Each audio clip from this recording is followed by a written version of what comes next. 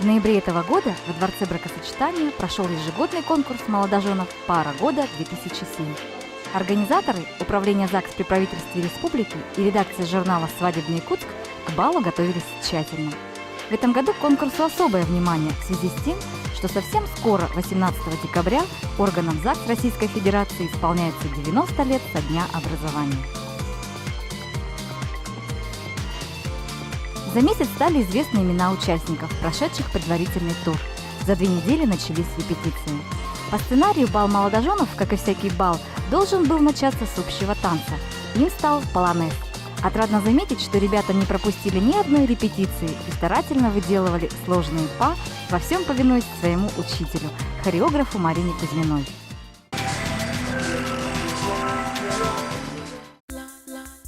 Кажется, пора познакомить вас с участниками бала. Архиповы Антонина и Максим. А почему вы решили участвовать в конкурсе «Пара года»? Я такой азартный человек, и вот захотела Самое интересное, что я в последний момент об этом узнал. Екатерина и Максим Забелины. Во-первых, мы решили как бы свои силы, показать. Попробовать. Да, потом это очень интересно, необычно. Впервые для нас. Да. Сардана и Иван Лавровы. Сами, пока детей нет, молодые, хотим участвовать. Припузовы Нергуяна и Денис. Мы вообще любим везде участвовать, активные, как жизнь более яркой становится, не работа, дом, а что-нибудь еще такое интересное. Да, ради интереса. И знакомства много, больше друзей появляется, и вообще интересно, когда жизнь более разнообразная. Людмила и Константин Старцевы. Как-то сидели дома вместе с женой.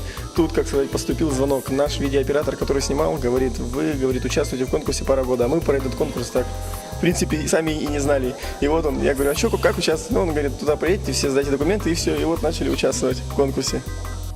Татьяна и Антон Танашкины. При подаче заявления о бракосочетании мы увидели это объявление и решили подать заявку. Чтобы попробовать свои силы.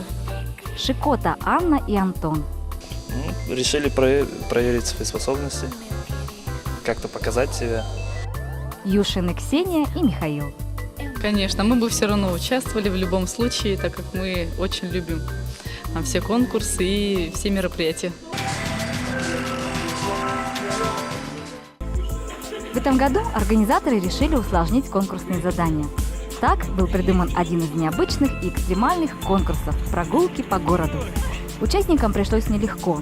В морозный вечер с фонарями, сотовыми телефонами и 100 рублями в кармане они бегали по центру города, выполняя одно за другим 8 заданий. Одно из них звучало так. Эта птица уникум, она умеет плавать, но не умеет летать. Еще про нее говорят, что это ласточка, только очень толстая. Так вот, одна такая ласточка 24 часа подряд на улице Ярославного демонстрирует свое тело. И только сухарики могут помочь ей согреться. Искомой точкой оказался магазин «Токко» на улице Ярославского. В час пик купить без очереди пачку сухариков оказалось непросто. Пришлось уговаривать людей, честно стоявших в очереди, пробить чек за сухарики. Только в этом случае можно было получить у организаторов следующее задание. Дальнейшей точкой поиска стал офис управления ЗАГС, расположенный напротив Дома торговли. Следующее задание можно было получить, только признавшись в любви своей половинке. Любимая жена, я тебя очень сильно люблю. Ты самая красивая, самая прекрасная. Еще участникам пришлось съесть пирожные в кофейне «Ван Гог», найти французский цветок, то есть свадебный салон «Флёр», отыскать планету Юпитер в созвездии Полярная звезда, на деле оказавшуюся фотоцентром. В местах для поцелуев в кинотеатре «Центральный» конкурсантов ждал молодой человек со свидетельской лентой, в течение 2 часов ожидавший свидания с участниками. И, наконец, найти поэта, воздвигшего себе нерукотворный памятник, возле которого участников ждала машина с кольцами на крыше. По признанию ребят, конкурс им очень понравился. Эмоции просто захлестнули участников, а уровень адреналина поднялся до самой высокой отметки. По результатам конкурса «Прогулки по городу» лучшее время показали Антон и Татьяна Танашкины. Всего на 7 минут от них отстали Тоня и Максим Архиповы.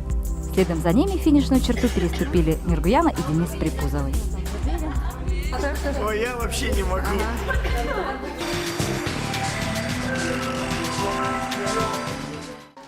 Настал день бала. Выступления участников оценивали не только зрители, но и члены уважаемого жюри, в состав которого вошли директор Музея музыки и фольклора народов Якутии, заслуженная артистка республики Аиза Петровна Решетникова, заместитель начальника управления ЗАГС при правительстве республики Никитина Марина Александровна, заместитель генерального директора ООО «Чорон Даймонд» Киран Джавери, коммерческий директор газеты «Она Плюс» Будницкая Белла Борисовна, фотограф, директор фотоцентра «Юпитер» Филиппов Владимир Ильич. Членам жюри пришлось нелегко. Первый же конкурс, который так и назывался «Первый танец», поставил их перед трудным выбором. Все пары были великолепны. Всеобщее оживление вызвал заводной рок-н-ролл, исполненный Людмилой и Константином Старцевыми.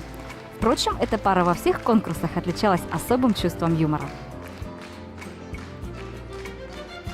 Самым лучшим жюри признало танец обаятельной и грациозной пары Нергуяны и Дениса Припузовых. Было приятно узнать, что танец этой паре поставила мама Нергуяны Зоя Прокопьевна. Кстати, великолепные свадебные костюмы в национальном стиле тоже творение ее рук.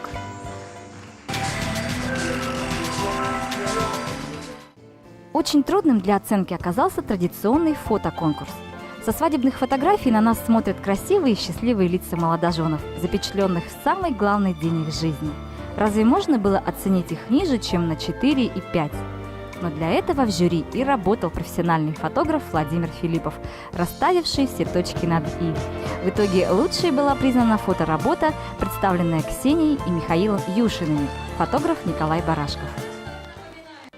На просмотр видеофильмов, представленных на конкурс «Лучшее видео», у жюри ушло целых 3 часа.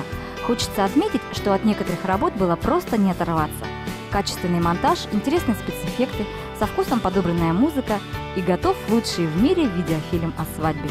Именно такой фильм представили Екатерина и Максим Забелины, оператор Михаил Кулаков. Работа Забелиных всего лишь на 0,3 балла опередила фильм, представленный Анной и Антоном Шикота, подготовленная талантливым молодым оператором Александром Маликовым. Также участникам пришлось отвечать на каверзные вопросы ведущих вечера Ланы Михайловой и ведущего эфира радиостанции «Виктория» Сергея Градова. Уникальная возможность обратиться по телевизору, естественно, ко всем гражданам нашего города. Что вы бы им сказали? Это очень сложный вопрос, но, наверное, я пожелал бы счастливого Нового года будущего. И чтобы все плохие мысли и неприятности уже остались в прошлом году, а все лучшее, самое прекрасное пришло в следующий год. Расскажите о самом счастливом моменте в вашей жизни. Их много. Ну, а самый. Вашей совместной жизни. Совместно, да? Да. Конечно. Ну, самый совместный момент, ну что, как сказать, встретились мы с женой и поженились. Самым ярким и зрелищным стал конкурс «Домашнее задание». В этом конкурсе участники дали полную волю своей фантазии и показали инсценировку на тему «История знакомства». Члены жюри и зрители со скоростью света переносились из одного места в другое. Юшины познакомились на рыбалке, когда Ксения закинула удочку и неожиданно вытянула огромную рыбу – суженого Михаила. Рыбачили, ловили рыбку, ловили, большую да маленькую забросив одну удочку, тянут удочку, вытянуть не могут. Вытянули удочку и ахнули. Ой, кто это? Они не ожидали вытянуть такую рыбку. Нергуяна и Денис Припузовы познакомились в самолете, когда возвращались домой, успешно сдав очередную сессию. Конечно, не мог забыть ту загадочную, но смелую девушку и очень был рад встрече. А Нергуяна с трудом вспомнила тот прошлогодний неприятный момент, но в этот раз Денис ей очень даже понравился. Катю и Максима Забелиных соединил танец, когда на репетиции выпускного вечера их поставили в одну пару. Тоня и Максим Архиповы показали сложную сценку, в одно мгновение перенеся зрителей во времена Пушкина. Таня и Антон Танашкины устроили сеанс в кинотеатре, закончившийся хэппи-эндом.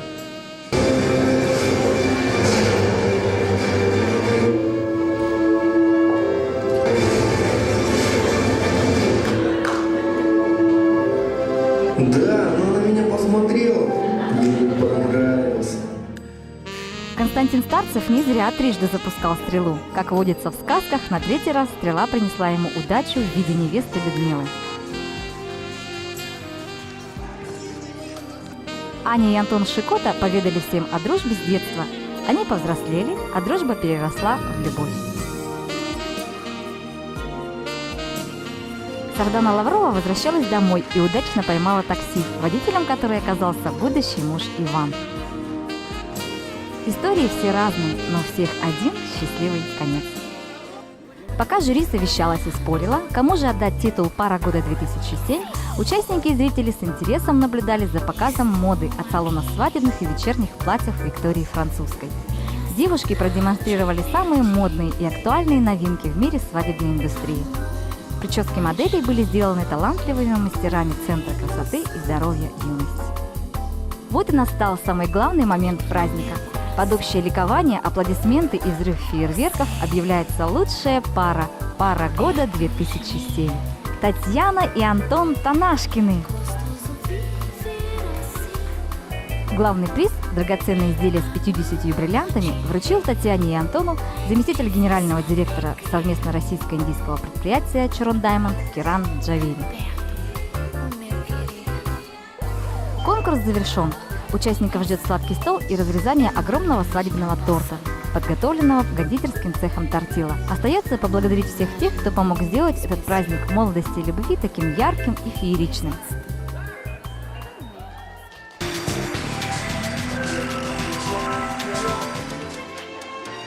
Управление ЗАГС выражает благодарность агентству «Праздник» компании «Салгенкот» за произведение искусств из 2500 шариков, компании «Авы» за музыкальное оформление вечера, цветочному салону «Жасмин» за цветочные букеты, видеостудия Александра Маликова за видеосъемку при любой погоде, ресторан «Чучурмуран» за романтический ужин участникам бала, гостиницу «Лена» за белый номер для новобрачных и, конечно же, ООО «Чорон Даймонд» за главный приз – паре года.